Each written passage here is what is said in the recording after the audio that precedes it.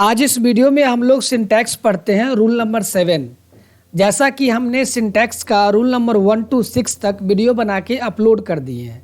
अगर आपने अभी तक नहीं देखा है तो उस वीडियो का लिंक इस वीडियो के डिस्क्रिप्शन में और साथ ही साथ इस वीडियो के इन डिस्क्रिप्शन में मिल जाएगा, जहां पे क्लिक करके आप सिंटैक्स के रूल नंबर 1 to 6 तक देख सकते हैं। आइए इस वीडियो में हम रूल नंबर 7 से पढ़ते हैं कि आपका रूल नंबर 7 सिंटैक्स का क्या कहता है।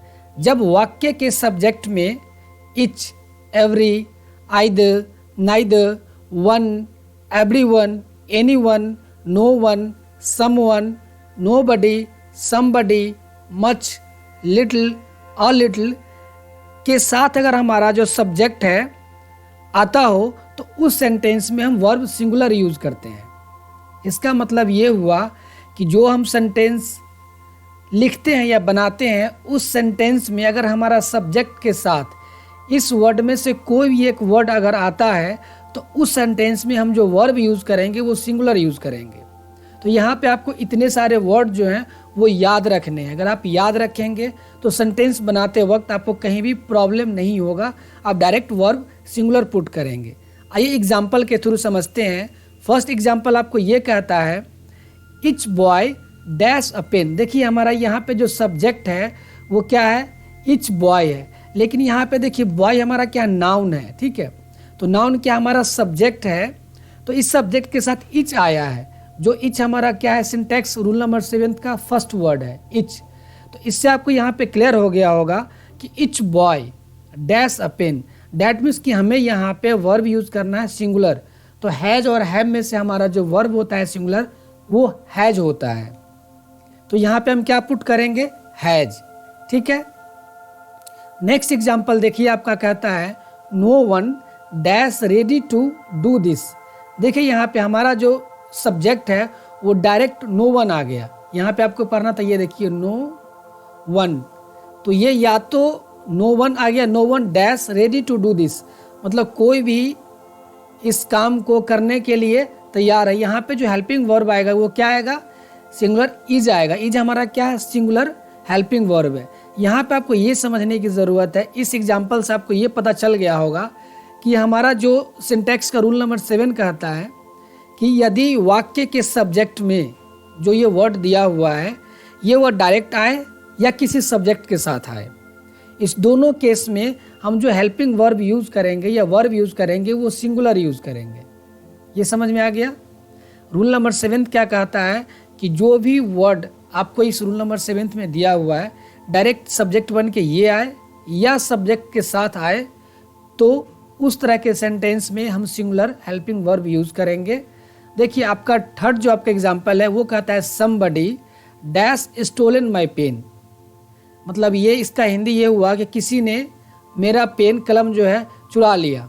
तो यहाँ पे जो हेल्पिंग वर्ब आएगा वो हैज आएगा या हैव आएगा, ये आपको इस वीडियो के कमेंट में जवाब देना है, जिससे कि पता चल पाए कि आप सही समझे हैं या गलत समझे हैं। तो आपको इस रूल नंबर 7 में क्या करना है मेनली कि ये सारे वर्ड को याद रखना है।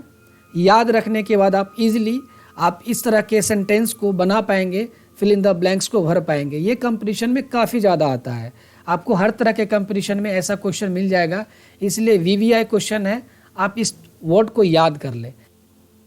अब हम लोग रूल 8 समझते हैं। सिंटैक्स का रूल 8 क्या कहता है, जब वाक्य के 2 या 2 से अधिक सब्जेक्ट और नॉर, आइदर और नाइदर नॉर से जुड़े हो तो वर्ब नज़दीकी सब्जेक्ट के अनुसार सिंगुलर या प्लूरल प्रयोग करते हैं।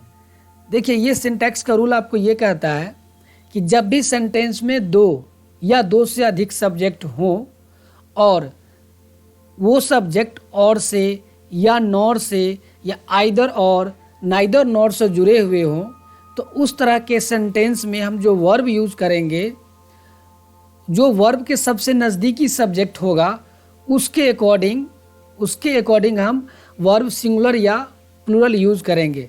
देखिए आप जब भी सेंटेंस बनाते हैं या लिखते हैं तो कभी कभी सेंटेंस में सब्जेक्ट एक सिंगल होते हैं या 2 होते हैं या 2 से अधिक होते हैं, ठीक है। जैसे देखिए राम दिल्ली जाता है, इसमें राम क्या है, सब्जेक्ट है और एक सिंगल सब्जेक्ट है, ठीक है। दूसरा देखिए राम और श्याम दिल्ली जाता है। इसमें आपका दो सब्जेक्ट है, राम और श्याम दोनों दिल्ली जाता है। ठीक है। तीसरा आप देखते हैं, राम, श्याम और उनके दोस्त दिल्ली जाते हैं। तो यहाँ पे देखिए 3 सब्जेक्ट है। ठीक है, राम, श्याम और उनके दोस्त। तो इस तरह के सेंटेंस अगर आते हैं आपको, तो उसमें बेसिकली ये ध्यान देना है कि वो जो सब्जेक्ट हैं 2 या 2 से अधिक, वो सब्जेक्ट क्या इन 4 वर्ड के साथ जुड़े हुए हैं, क्या इन चारों वर्ड में से किसी एक वर्ड के साथ जुड़े हुए हैं। अगर जुड़े हुए हैं तो उस सेंटेंस में हम जो वर्ब यूज़ करेंगे, जो उस वर्ब के सबसे नज़दीक का सब्जेक्ट होगा, उसके अकॉर्डिंग। देखिए एग्जाम्पल के थ्रू समझते हैं। फर्स्ट एग्जाम्पल आपका कहता है, either you or he dash going to Delhi. देखिए यहाँ पे आपका एक सब्जेक्ट आया, 2 सब्जेक्ट है इसमें, यू और दूसरा आपका ही। ठीक है। और आइदर और यहाँ पे क्या है, इस दोनों सब्जेक्ट को जोड़ने का काम कर रहा है। यहाँ पे देखिए आपका ये है आपका एग्जाम्पल, आइदर और। ठीक है, आपका ये आपका सिंटैक्स का रूल कहता है। तो अगर हमें ये मिल गया, यानी कि हमारा सिंटैक्स का रूल नंबर 8 के अकॉर्डिंग ये सेंटेंस है। अब हमें जो हेल्पिंग वर्ब यूज़ करना है, वो सिंगुलर या प्लूरल क्या आएगा वो देखने के लिए हमें देखना पड़ेगा कि जो हमें वर्ब पुट करना है उस प्लेस से सबसे नज़दीक का सब्जेक्ट कौन सा है। देखिए यहाँ पे हमें फिल इन द ब्लैंक्स करना है। ठीक है, यानी कि हमें यहाँ पे वर्ब फिल करना है। तो इस वर्ब के सबसे नज़दीक का हमारा सब्जेक्ट कौन सा है, ही है या यू है। तो हमें डिस्टेंस देखना कहाँ से है, जहाँ पे हमें वर्ब पुट करना है ना, जहाँ पे वर्ब हमें भरना है, उससे नज़दीकी सब्जेक्ट कौन सा है। तो यहाँ पे हमारा ही नज़दीकी सब्जेक्ट है। देखिए ही के बाद हमारा यू आएगा, यू काफ़ी दूरी पे, डिस्टेंस पे है। तो ये आपको ध्यान देखना है कि जो आपको वर्ब फिल करना है, उस वर्ब से सबसे नज़दीक का सब्जेक्ट कौन सा है, उस सब्जेक्ट के अकॉर्डिंग हमें फिल करना है। ठीक है। तो यहाँ पे देखिए हमें ही है, तो ही के अकॉर्डिंग क्या होगा, वर्ब सिंगुलर या प्लूरल। ही हमारा 3rd पर्सन सिंगुलर नंबर आता है, इसीलिए हमें यहाँ पे इज फिल करना होगा। क्या होगा, इज होगा। तो क्या होगा, either you or he is going to Delhi. ठीक है। अब एग्जाम्पल नंबर 2 हम समझते हैं, डैश। यहाँ पे एक्चुअली हमने फिल कर दिया ऑलरेडी पहले से are, dash you or he to blame. यहाँ पे देखिए आप एग्जाम्पल के थ्रू समझिए कि देखिए यू और ही आया, यहाँ पे 2 हमारा क्या है, सब्जेक्ट है, लेकिन दोनों किससे जुड़ा हुआ है, और से जुड़ा हुआ है। तो जो हमारा हेल्पिंग वर्ब जो यहाँ पे जो पुट करना है, फिल इन द ब्लैंक्स, ये है हमारा। देखिए ये हमारा फिल इन द ब्लैंक्स है, इस प्लेस पे हमको पुट करना है।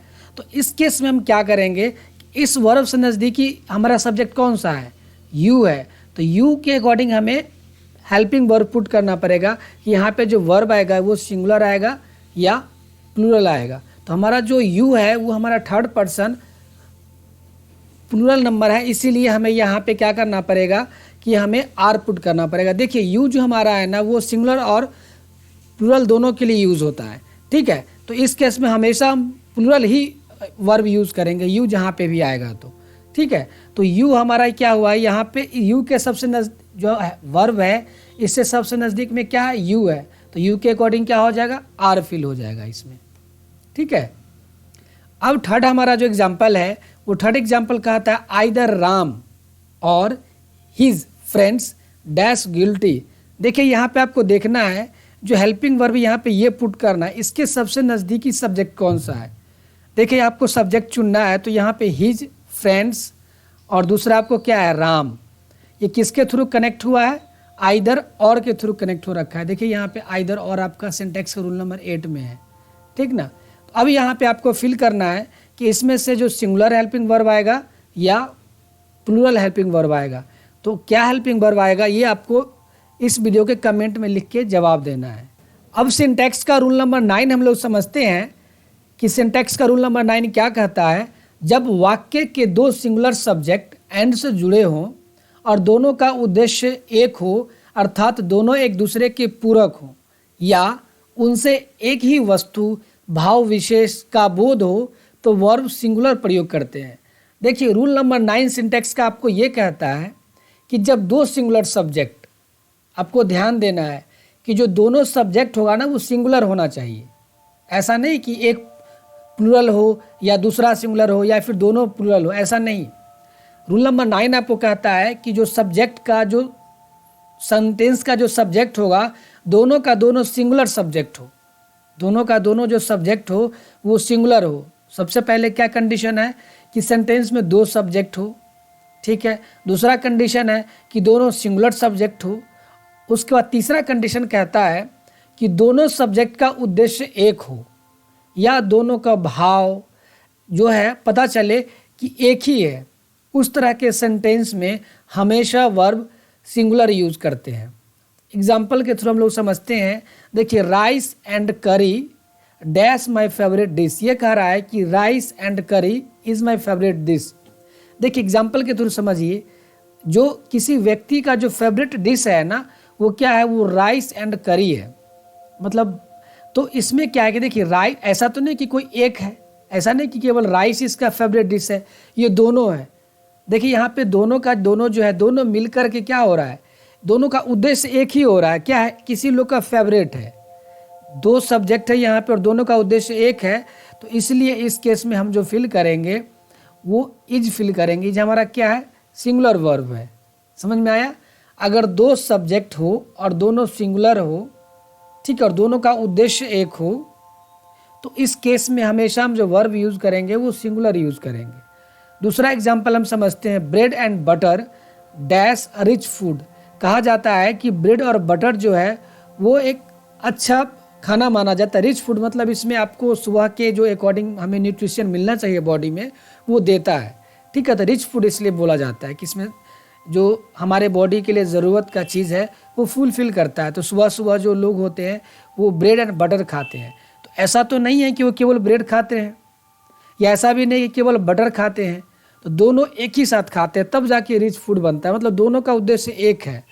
तो इस केस में भी हमारा क्या होगा, जो वर्ब आएगा वो सिंगुलर आएगा। क्या आएगा, इज आएगा। तो क्या हो जाएगा, bread and butter is a rich food, ठीक है। अब तीसरा एग्जाम्पल देखिए। Horse and carriage dash waiting for you. देखिए, जो हॉर्स मतलब घोड़ा होता है और कैरेज मतलब जो होता है कि जैसे जो खींचने वाला जो गाड़ी होता है, जिसे हम टमटम बोल सकते हैं, बैलगाड़ी बोलते हैं, तो उसमें बैल लगा होता है, कैरेज में घोड़ा लगा होता है, जो घोड़ा गाड़ी खींचता है उसको बोलते हैं। तो ये आपका वेट कर रहा है, ठीक है, इंतज़ार कर रहा है। लेकिन ऐसा तो नहीं केवल घोड़ा इंतज़ार कर रहा है या फिर केवल गाड़ी, दोनों मिलकर आपका इंतज़ार कर रहा है। दोनों का उद्देश्य एक है कि आप आएंगे तो हम चलेंगे। तो यहाँ पे दोनों का उद्देश्य दिखा रहा है। तो इस सेंटेंस में जो वर्ब सिंगुलर आएगा या प्लुरल आएगा वो आपको इस वीडियो के कमेंट में लिखना है। आइए हम लोग रूल नंबर 10 समझते हैं कि सिंटैक्स का रूल नंबर 10 क्या कहता है।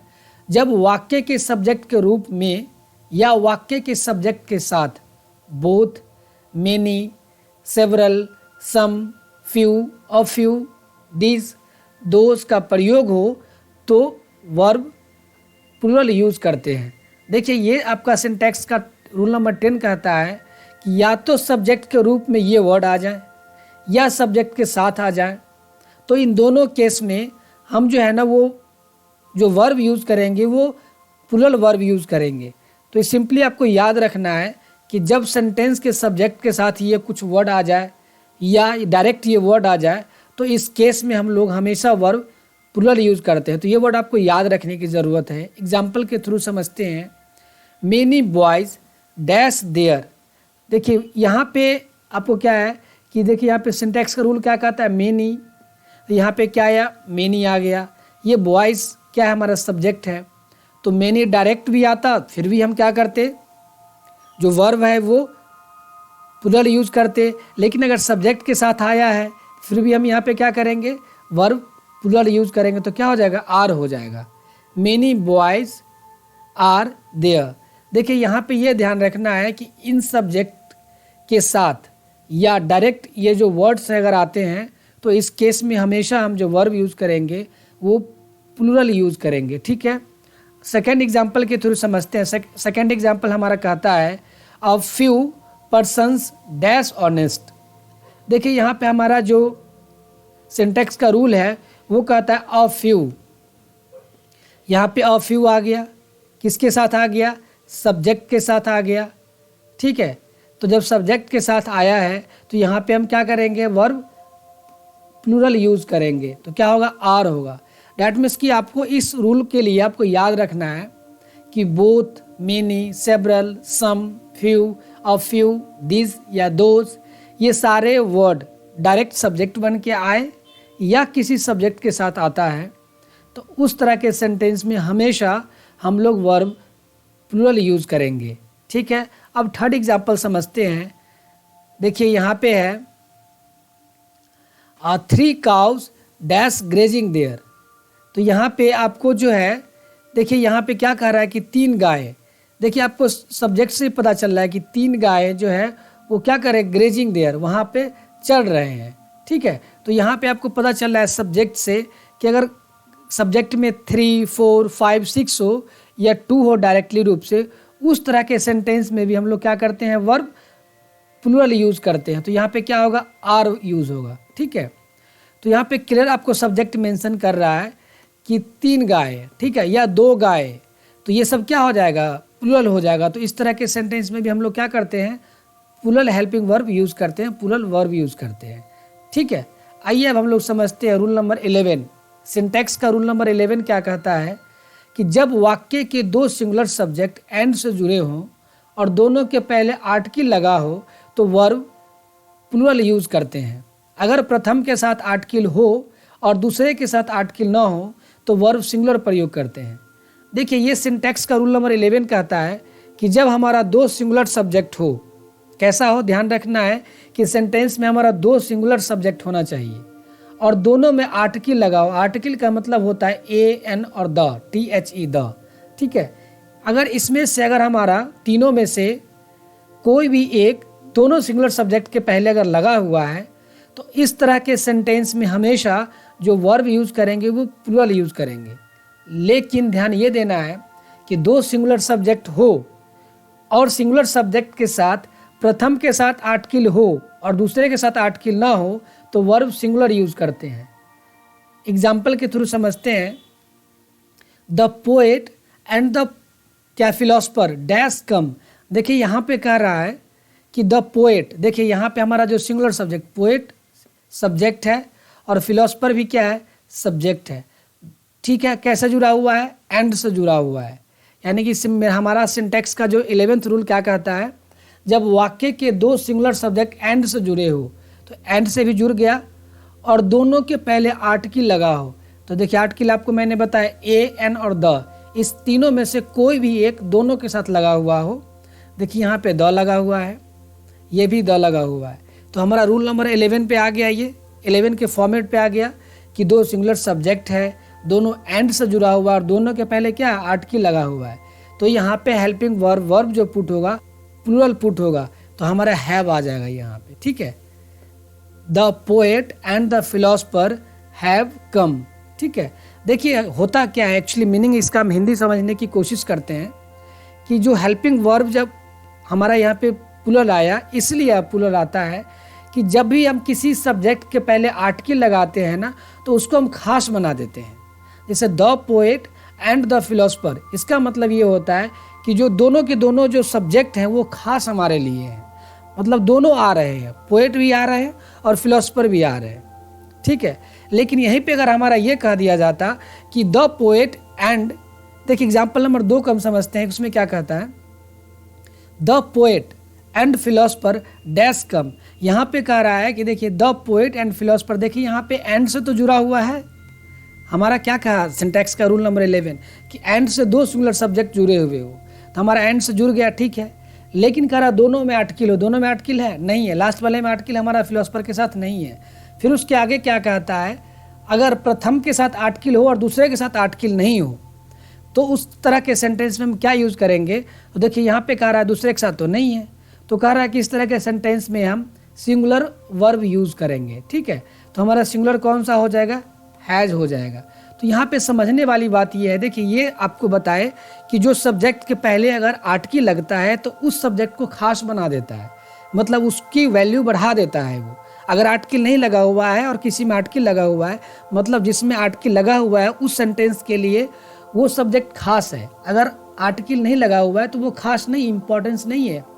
मतलब इस सेंटेंस का हुआ कि the poet and philosopher dash come, मतलब जो दोनों आ रहे हैं ना, वो हमारे लिए पोएट इंपॉर्टेंट व्यक्ति हैं, इंपॉर्टेंट सब्जेक्ट हैं, लेकिन फिलोसफर नहीं है, वो आ रहे ऐसे ही आ रहे हैं। मान लीजिए कि हम दोनों एक साथ आ रहे हैं, अगर किसी को रिप्रेजेंट करना है बोलेंगे the poet and the philosopher dash come, किसी को बता के कह रहे हैं कि वो दोनों आ रहे हैं। लेकिन अगर हम द पहले वाले के साथ लगा दिए, इसका मतलब हम अपने दोस्त को या किसी को ये कह रहे हैं दोनों तो आ रहे हैं, लेकिन जो फर्स्ट वाले जो पोएट है वो हमारे लिए खास हैं, और दूसरे जो फिलोसफर हैं वो हमारे लिए इंपॉर्टेंट नहीं रखते, वो ऐसे ही आ रहे तो आ रहे हैं। तो इस तरह के सेंटेंस के सेंस में हमेशा हमें जो है यूज़ करना होता है सिंगुलर हेल्पिंग वर्ब। ठीक है, अब थर्ड एग्जाम्पल के थ्रू आप लोग समझिए कि क्या कहता है, the principal and secretary dash going to college.